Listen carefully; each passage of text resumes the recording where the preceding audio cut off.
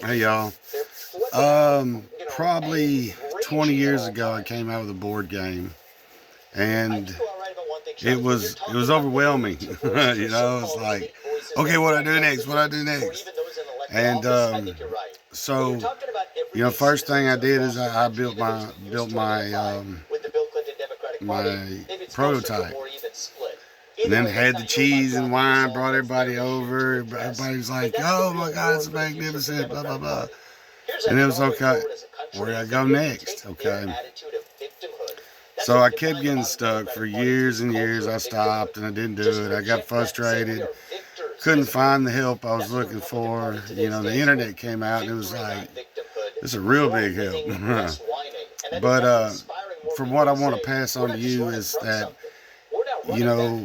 this game that I had for so long was so simple to get done, but I found me a graphic designer, and she is probably the most magnificent girl I ever met in my life as far as graphic design, and she is just an ace in the hole, and I'm glad to have her.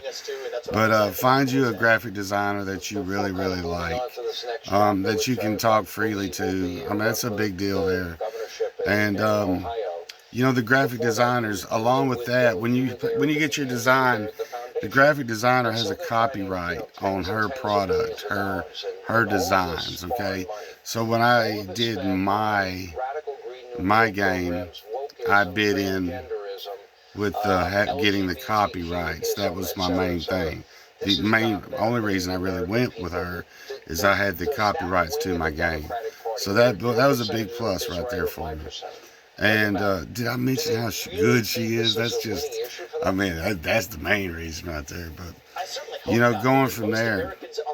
So now we're getting to the point where we're almost done with the graphic designs. And I'm gonna stop there and back up a little bit. Your research on your product is big.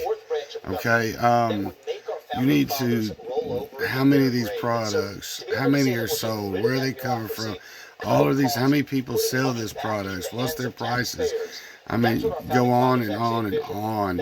You need to have all of that you can. Each store has a purchaser buyer that buys new products that come in. These are the people's names, addresses, and phone numbers you need to have. So once you get to the manufacturing part. So now that's my deal. I'm waiting on my box cover right now.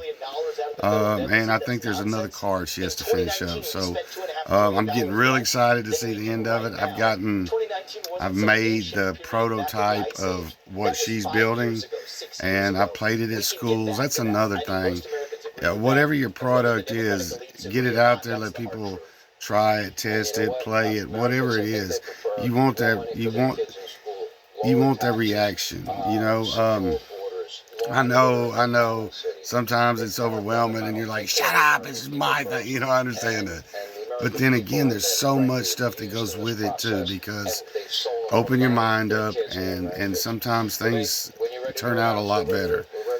So my game has changed up just from the last 2 months we played it. It's changed up a bunch, and I'm super pumped up about it, y'all. I'm telling y'all, I've got to go get my game, Trophy Big Buck Classic.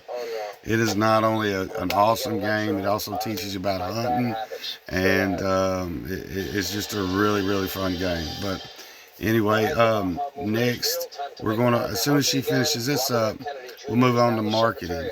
And I did a little research on marketing, and the marketing, I am a full